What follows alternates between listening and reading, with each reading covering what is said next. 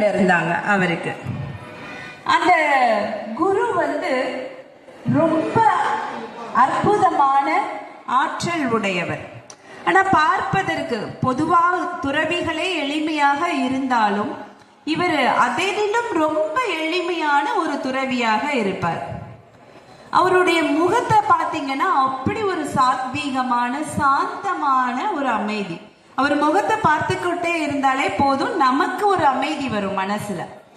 நம்ம கோவிலுக்கு வர்றது கூட அப்படிதானே, மனசுல அமைதி வேணும், இப்படி நம்மளுடைய எண்ணங்கள் சார்ந்து வர்றோம். அதே போலதான் அந்த குரு அப்படி ஒரு அமைதியான முகக்கலையோட இருக்கக்கூடியவர். நிறைய சீடர்கள் இருக்காங்க அவர்கிட்ட. இந்த சீடர்கள் எல்லோருமே அவரு என்ன சொல்றாரோ அப்படியே கட்டுப்பட்டு நடப்பாங்க. இதுல ஒரு சீடன் பாத்தீங்கன்னா இங்க தங்கி ரொம்ப வருஷங்கள் ஆச்சு. ரொம்ப வறிய குடும்பத்தில இருந்து வந்த அந்த சீடர் இறை பக்தியையும் ஆன்மீக நிலையையும் அறிவதற்காக அந்த துறவியிடம் சீடனாக சேர்ந்திருக்கார். இப்போ இவருக்கு இந்த சீடனுக்கு அவனுடைய வீட்டுல அவனுடைய சகோதரிக்கு திருமணம் நிச்சயம் பண்ணிட்டாங்க. இப்ப அவனோட பெற்றோர் தன்னோட மகனை பார்த்து, நீ நம்மளோட வீட்டுக்கு கண்டிப்பா வரணும், உன்னோட சகோதரி திருமணத்துக்கு நீ கண்டிப்பா வரணும்னு சொல்றாங்க. நீ எதுவும் பொன்பொருள் கொண்டு வரணும்னு எதுவும் சொல்லல. ஆனா இவனுக்கு புரியும், தன்னோட வீட்டினுடைய வறிய சூழ்நிலை புரியும். சின்ன வயதா இருக்கும் போதே தன்னுடைய சகோதரி திருமணத்தை எல்லாம் அவங்க அம்மா ஒரு கற்பனையா பேசுறதும் அவனுக்கு தெரியும்.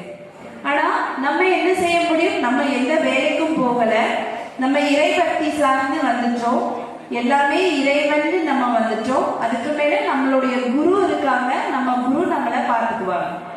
இப்படி ஒரு பரிபூரணமான எண்ணம் அவன் மனசுல நிறைஞ்சிருக்கு.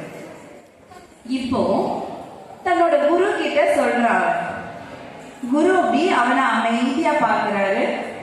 சரிப்பா, மிக்க மகிழ்ச்சி, நீ உன்னோட சகோதரி திருமணத்துக்கு போயிட்டு வா.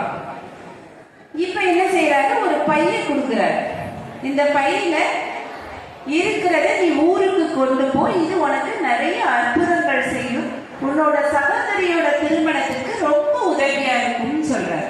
தொடர்ந்துலாம் பார்க்கல, ஏன்னா குரு சொல்றது வேத வாக்கு. கடவுள் சொன்னா எப்படியோ அதே போலதான் குரு சொன்னாலும் அது அப்படியே பயபக்தியோட குருவோட காலில் விழுந்து வணங்கிட்டு அந்த பைய வாங்கிட்டு கூட இன்னும் 4 சீடர்களோட சேர்ந்து இந்த காட்டு வழியா பயணம் பண்றாங்க. எப்பயுமே ஒரு நல்லவன் இருந்தா ஒரு சேட்டைக்காரனும் இருப்பான் இல்லையா? அதே மாதிரி அதுல ஒரு குறும்புக்கார ஒருத்தன் சொல்றான், எப்ப இது உன்னோட சகோதரி திருமணத்துக்கு உதவியா இருக்கும் அப்படின்னா நிச்சயமா இதுல நிறைய பொன் பொருள்கள்லாம் இருக்கும், நம்ம இதை திறந்து பார்க்கலாம்னு சொல்றோம். அப்ப இந்த சீடன் சொல்லுவான், இல்ல இல்ல வேணாம், குரு தந்ததை நம்ம அப்படியெல்லாம் திறந்து பார்க்க கூடாது, ஊருக்கு போயே பார்த்துக்கலாம். அதெல்லாம் இல்லப்பா, இப்ப என்ன நம்ம குரு நம்மளை பார்க்கவா போறாரு, நம்ம இதை திறந்து பார்த்துருவோம், நம்ம என்ன இதை செலவா பண்ண போறோம் அப்படின்னு சொல்லிட்டு அந்த பையன் அவசரமா திறந்து பார்க்கறாங்க. திறந்து பார்த்தா உள்ள என்ன இருக்கு தெரியுங்களா? நிறைய மாதுளை பழங்களா இருக்கு. இவங்களுக்கு ரொம்ப அதிர்ச்சியா இருக்கு. என்னையா இது, சகோதரி கல்யாணத்துக்கு போற, சிரமப்பட்ட குடும்பத்தில இருந்து வந்திருக்க, சரி நம்ம குருவும் பொன் பொருள் உடையவர் கிடையாது, வேற ஏதாவது தந்திருக்கலாம், இது வெறும் மாதுளம்பழத்தை போய் தந்திருக்காரு, இவ்வளவுதானா இவர் மனசு அப்படின்னு இவங்க எல்லாம் பேசுவானுங்க. ஆனா அப்போ அந்த சீடன் மட்டும் சொல்லுவான், அப்படியெல்லாம் பேசக்கூடாது, நமக்கு நம்மளுடைய குரு எது செஞ்சாலும் எது செய்தாலும் நிச்சயமா நன்மைக்காதான் இருக்கும், இது திருமணத்துக்கு பயன்படும் சொன்னாரு, நம்ம அதை எடுக்க வேண்டாம், அப்படியே திருமணத்துக்கு கொண்டு போவோம் அப்படின்னு சொல்லிட்டு அவங்க அப்படியே போறாங்க. இந்த ஊருக்கு போற வழி, அந்த எல்லைக்குள்ள போகும்போதே பார்த்தா ஊரு முழுக்க ஒரே பரபரப்பா இருக்கு. என்ன பரபரப்பு அப்படின்னு பாத்தீங்கன்னா, அந்த ராஜா, அந்த ஊர்லினுடைய ராஜாவுடைய மகள் அந்த இளவரசிக்கு ஏதோ ஒரு வினோதமான ஒரு நோய் வந்திருக்கு, யாராலையும் குணப்படுத்த முடியல. இப்ப அந்த நோய்க்கு என்ன பண்ணும்னா, ஒரு தூய்மையான ஒரு சுத்தமா கிடைக்கக்கூடிய மாதுளை பழங்கள் கிடைச்சாதான் இந்த நோயை குணப்படுத்த முடியும்னு சொல்றாங்க. ஆனா இப்ப பார்த்து இந்த ஊர் முழுக்க மாதுளை பழங்களே இல்லை, அந்த பருவ காலமும் இல்லை. ஏன்னா சில பழங்கள் சீசனா தான் கிடைக்கும். அப்ப இந்த பருவ காலத்துல இங்க மாதுளை பழங்கள் இல்லை. இப்ப ராஜாவுக்கு என்ன ஒரு அவசரம், நம்மளுடைய பிள்ளையின் இந்த நோயை தீர்க்கிறதுக்கான மாதுளம்பழம் கிடைச்சா அவனை நான் அப்படியே சிம்மாசனத்துல கூட தூக்கி வச்சிருவேங்கிற ரேஞ்சில் இருக்கார்.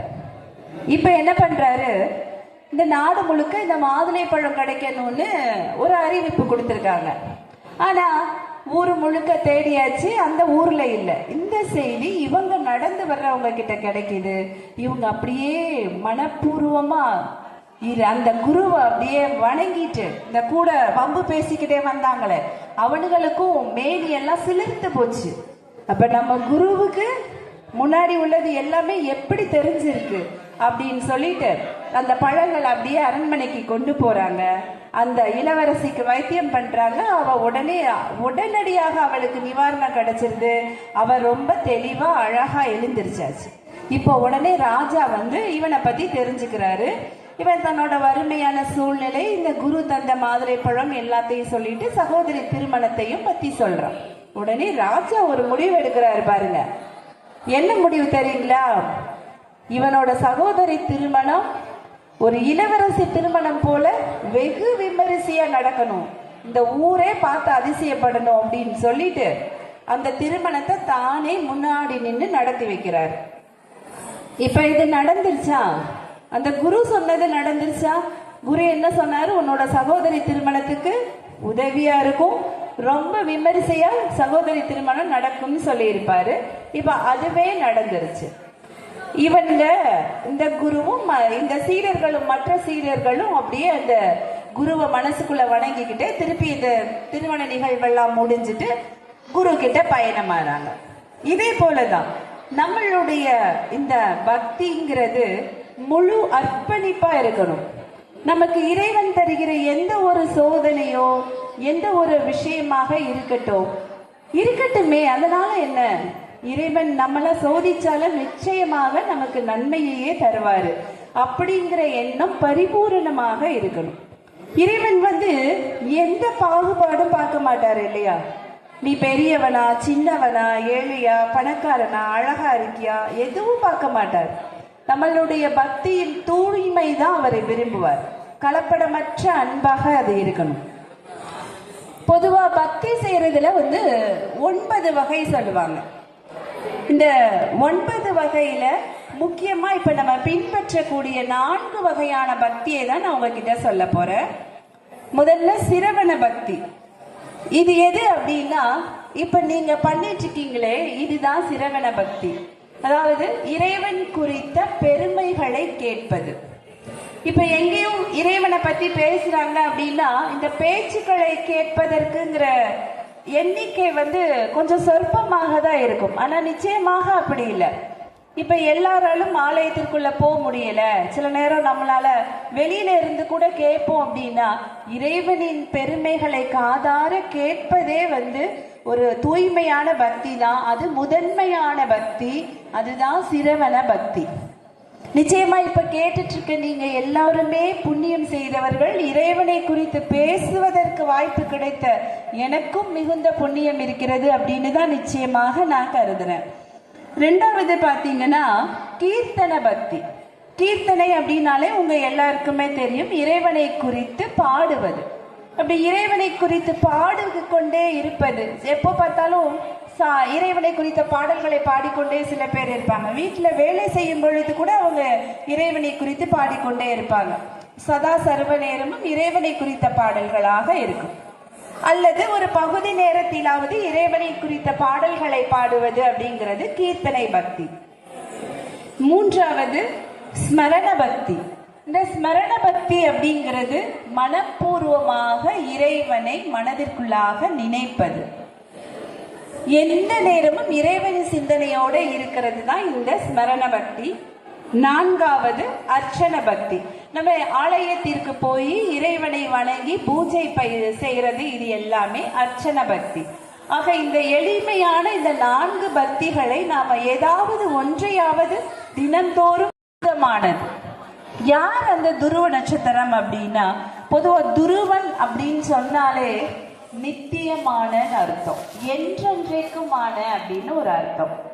இப்ப என்றென்றைக்கும் நிலைத்திருக்கக்கூடிய ஒரு அற்புதமான நட்சத்திரம் துருவன். இந்த துருவன் யார் அப்படின்னு பாத்தீங்கன்னா, ரொம்ப சின்ன குழந்தைங்க, ஒரு ராஜாவோட பையன். அந்த ராஜா பாத்தீங்கன்னா 2 மனைவி அவருக்கு. முதல் மனைவிக்கு ஒரு பையன், 2வது மனைவிக்கும் ஒரு பையன். 2வது மனைவி ரொம்ப விவரமானவங்க, தன்னோட குழந்தையை தான் ராஜாவோடைய பழக விடுவாங்க. இந்த முதல் மனைவியினுடைய குழந்தையான துருவனை ராஜா பக்கத்திலேயே வர விட மாட்டாங்க. அந்த 2வது மனைவியினுடைய குழந்தையோட பெயர் பாத்தீங்கன்னா உத்தமன். ஆனா இந்த குழந்தைக்கும், பொதுவா எல்லா குழந்தைக்குமே தன்னோட தகப்பனுடைய சேர்ந்து விளையாடணும்னு ஒரு ஆசை இருக்கும் இல்லைங்களா?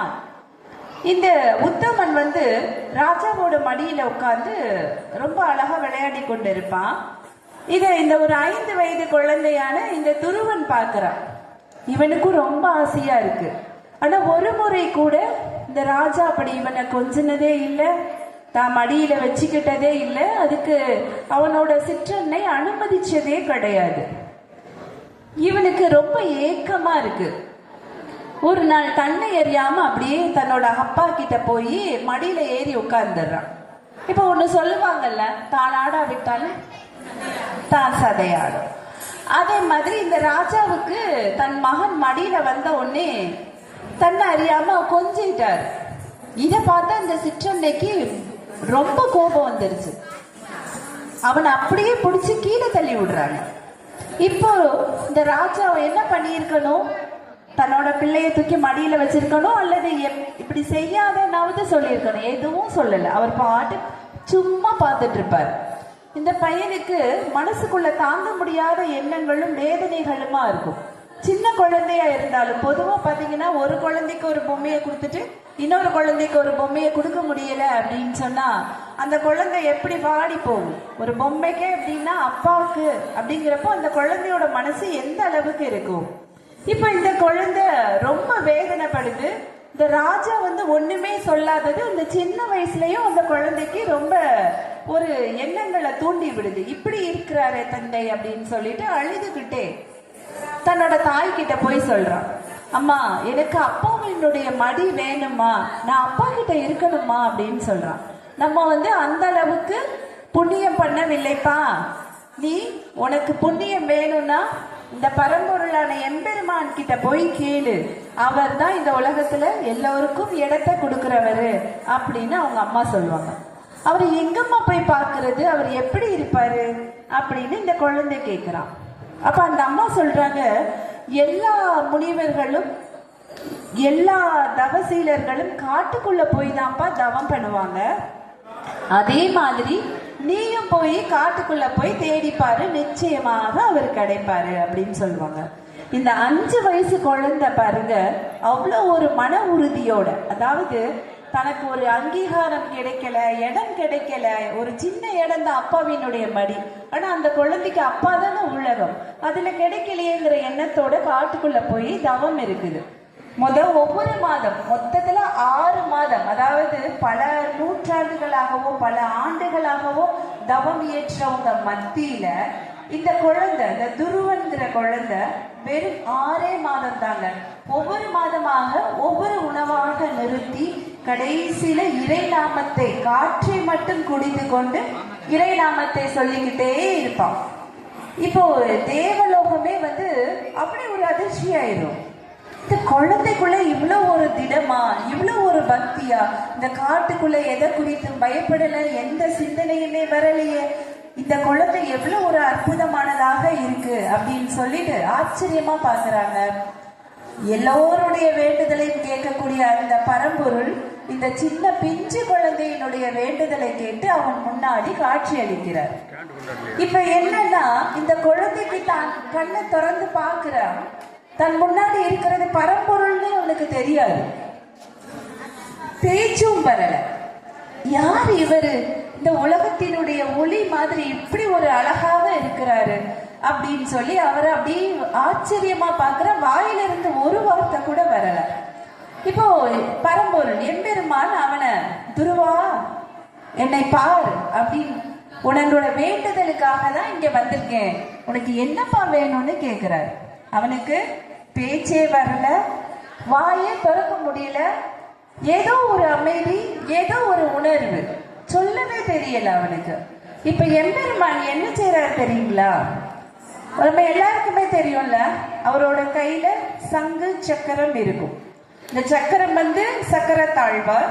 இந்த சங்கு அப்படிங்கிறது ஒரு சங்கமுகன்கிற அரசனை அழிச்சு, அசுரனை அழிச்சு அந்த சங்காக தன்னோட கைகள்ல வச்சிருப்பார். அந்த பாஞ்சசன்யம் அப்படிங்கிற அந்த சங்கால அந்த குழந்தையினுடைய அப்படி வலது கன்னத்துல மெதுவா தட்டுவார். அந்த சங்கினுடைய எம்பெருமான் கைகள் இருக்கக்கூடிய அந்த சங்கினுடைய ஸ்பரிசம் பட்ட உடனே அந்த குழந்தைக்கு பேச்சு வந்துருது. சரி, பேச்சு வருது. இப்ப நம்ம ஏதோ ஒரு விஷயத்த வேண்டி சாமி கிட்ட வந்தாலும் சாமியை பார்த்தாலும் அதே தான் கேட்போம். இப்ப இந்த குழந்தை கடுமையா தவம் பண்ணியிருக்கு, ஒரு வேண்டுதலோட தான் தவம் பண்ணியிருக்கு. ஆனா இறைவனே காட்சி அளித்த பின்னாடியும் அதை குறித்து கேட்கணும்ன்ற எண்ணமே வரல. உனக்கு என்னப்பா வேணும் அப்படின்னு எம்பெருமான் கேட்கிறாரு. உடனே அந்த குழந்தை சொல்லுது, உங்களை குறித்து நான் பாட்டு பாடணும்னு சொல்றான். உடனே எம்பெருமான் அதே புன்னகையோட அவன் கன்னத்தை தட்டி கொடுத்து, நீ நித்தியமாக இந்த உலகத்தில் இருப்பார். இவ்வளவு சின்ன வயசுல மன உறுதியோட என்னை குறித்து தவம் இருந்து என்னையே கண்டு கொண்ட நீ நித்தியமாக இந்த உலகத்தில் இருப்பாய் அப்படின்னு சொல்லிட்டு அவனுக்கு 36,000 வருஷங்கள் அந்த அரியணை கிடைச்சிருது. அவனோட சித்தப்பா மனசு திருந்திட்டாங்க, சித்தி மனசு திருந்திட்டாங்க. போன உடனே ராஜாவாயாச்சு. இந்த உலகத்துல எல்லாருக்கும் ஒரு சிறந்த அரசனாக வாழ்ந்து, அது மட்டும் இல்லாம இந்த உலகத்துல இந்த பிரபஞ்சத்துல என்றைக்கும் நிலைச்சிருக்க கூடியதாக துருவ நட்சத்திரமாகவே அவன் உருமாறிட்டான். ஆக இந்த பக்தியினுடைய ஒரு சிறப்பு ராம பக்தர். ராமன் அப்படின்னு ராமாங்கிறது தான் அவருடைய மூச்சு காத்தாவே இருக்கும். அந்த அளவுக்கு தீவிரமான ஒரு ராம பக்தர் ஆஞ்சநேயர். இந்த அனுமன் யாரு அப்படின்னு நினைச்சீங்கன்னா, சிவனினுடைய ருத்ர வடிவமாக அவர் இருப்பார். அந்த ருத்ர வடிவம் சிவனே ஆஞ்சநேயராக வரும் பொழுது நமக்கு தெரியும், சிவனையும் அம்மையையும், அதாவது உமையவளையும் பிரிக்கவே முடியாது. அப்ப சக்தி எங்க இருக்காங்க அப்படின்னா, ஆஞ்சநேயனுடைய வாளாக அந்த சக்தி இருக்கு. நம்ம வாளை வணங்குவோம் இல்லைங்களா, ஆஞ்சநேயர் வாள் அவ்வளவு சக்தி வாய்ந்தது. அந்த சக்தி இருக்கிற இடமே ஆஞ்சநேயரினுடைய வாழ் தான். சிவசக்தி சொரூபம் தான் ஆஞ்சநேயர். அதாவது சிவனுடைய ருத்ர வடிவமாக அவதாரம் எடுத்தார். பொதுவா எல்லாருக்கும் முற்பிறவிகளின் கர்மாக்கள் உண்டு. ஆனா ராமருக்கு தொண்டு செய்வதற்காகவே அவதரித்தவர். அவருக்கு எந்த கர்மாவும் கிடையாது. அதனாலதான் நம்மளுடைய எந்த ஒரு பிரச்சனைகளாக இருந்தாலும் ஆஞ்சநேயரை போய் வழிபடும் போது, அனுமனை வழிபடும் பொழுது அத்தனையும் தீர்ந்துரும். இதுல ஒரே ஒரு சிறப்பு மட்டும் இருக்கு. அது நிறைய இருக்கு. அந்த ஒரு சிறப்பையாவது நான் சொல்லிடணும்னு நினைக்கிறேன். ராமன் சீதையை ராவணன் கிட்ட இருந்து மீட்டாச்சு, தன்னோட நாட்டுக்கு கொண்டு வந்தாச்சு. அந்த நாடு அயோத்தியே கோலாகலமாக இருக்கு. ராமன் மனப்பூர்வமாக மனமகிழ்ந்து ஒவ்வொருத்தருக்கும் ஒரு பரிசா கொடுக்கிறார். எல்லாருக்கும் கொடுத்தாச்சு. லக்ஷ்மணனுக்கு கொடுத்தாச்சு, பரதனுக்கு கொடுத்தாச்சு, விபீஷணனுக்கு கொடுத்தாச்சு, நாட்டு பிரஜைகள் வரைக்கும் கொடுத்தாச்சு. ஒரே ஒருத்தருக்கு மட்டும் கொடுக்கல. அது யார் அப்படின்னு பாத்தீங்கன்னா ஆஞ்சநேயர். எல்லாருக்குள்ளேயும் குழப்பம். ஏன்னா ராமர்னாலே ஆஞ்சநேயர் உயிரா நினைக்கிறவர், அவருக்கு கொடுக்கல. என்ன இது நடக்குது? இப்போ ராமர் தன் கண்களால சீதை கிட்ட ஒரு சைகை காட்டுறார். இப்ப சீதை என்ன பண்றாங்க, தான் அணிந்திருக்கிற ஒரு விலை உயர்ந்த மாலையை எடுத்து ஆஞ்சநேயருக்கு பரிசா கொடுக்கிறாங்க. ஆஞ்சநேயர் வந்து அந்த மாலையை பார்க்குறாரு, வாங்கி முதல்ல அதுல இருந்து ஒரு கல்லை பிச்சு போடுறாரு, இன்னொரு கல்லை அதை பார்க்குறாரு தூர போடுறாரு, இன்னொரு கல்லை எடுத்து பிக்கிறாரு, பார்க்குறாரு தூர போடுறாரு. நீங்க ஒரு பழமொழி சொல்லுவீங்கல்ல, குழந்தைங்க சேட்டை பண்ண குரங்கு கையில பூமாலை கிடைச்சா எப்படி இருக்கும், அதே தான் எல்லாரும் கேலி பேசுறாங்க. உன் மனுஷனா இருந்தா இந்த மாதிரி செய்வானா அப்படின்ட்டு. அப்ப அரண்மனையில இருக்கிறவங்க கோவத்தோடையும் கேலியாவும் சொல்றாங்க, நீ என்னப்பா இது, ஸ்ரீராமர் பரிசா கொடுத்தத ஸ்ரீதேவி சீதா தாயார் உனக்கு கொடுத்துருக்காங்க, அவ்வளோத்தையும் பிச்சு பிச்சு தூர போட்டுட்ட, கடைசியில ஒண்ணுமே இல்லை அப்படின்னா. இல்ல, நான் அதுல அந்த கற்களை எடுத்து பார்த்தேன், அதுல ராமான்னு எழுதியிருக்கான்னு பார்த்தேன், எழுதலை, அதனால தூர போட்டேன், ஒண்ணுலையுமே எழுதலை. இப்போ இவங்களுக்கு அப்படின்னா உடம்புல என்ன ராமான்னு எழுதி இருக்கா அப்படின்னு சொன்ன உடனே இவருக்கு தன்னோட தன்மானத்தை சீண்டி விட்டதா நினைச்சு தன் தலையில இருந்து ஒரு முடியை பிச்சு போடுவாரு. அந்த முடி ராமா ராமா ராமான்னு சொல்லிக்கிட்டே தான் கீழே விழும். எல்லாருக்கும் ஆச்சரியம், இது என்ன ஆச்சரியமா இருக்கு அப்படின்னோடனே நம்ம எல்லாருக்கும் இப்பதான் அந்த ஓப்பன் ஹார்ட் பைபாஸ் சர்ஜரி எல்லாம் தெரியும். ஆனா அந்த காலத்திலே அதை நிகழ்த்தினவர் ஆஞ்சநேயர் தான். உடனடியாக என்ன பண்றாரு, தன்னோட நெஞ்ச கிழிச்சு காட்டுறாரு, உள்ள சீதா தேவியும் ஸ்ரீராமரும் அப்படி பூரண சந்தோஷத்தோட புன்னகையோட இருக்காங்க. இத பார்த்த உடனே எல்லாருக்கும் அப்படியே ஸ்ரீ ராமரை பார்த்து மகிழ்ச்சியோடவும் ஆஞ்சநேயரை பார்த்து ஆனந்தத்தோடையும் அப்படியே கை கூப்பி வணங்குறாங்க. இந்த ராமர் வந்து ஆஞ்சநேயரினுடைய இந்த பக்தி பெருமையை உலகத்துக்கு தெரியப்படுத்துறதுக்கு தான் இப்படி ஒரு அற்புதமான நிகழ்வை நிகழ்த்தியிருக்காரு. ஆக இந்த பக்தியோட இருக்கும் பொழுது எதையும் நிச்சயமாக சாதிக்க முடியும் அப்படிங்கிறது உண்மை. அதே பக்தியோடு நாமளும் இந்த இறை வழிபாடுகளை மேற்கொண்டு இறைவனினுடைய அருளை பெறணும் அப்படிங்கிறது தான் என்னுடைய வேண்டுகோளாகவும் இருக்கு. ஆக இந்த அற்புதமான நாள், இந்த முதல் சனிக்கிழமை நிகழ்வுல முதல் நிகழ்ச்சியாக எனக்கு பேச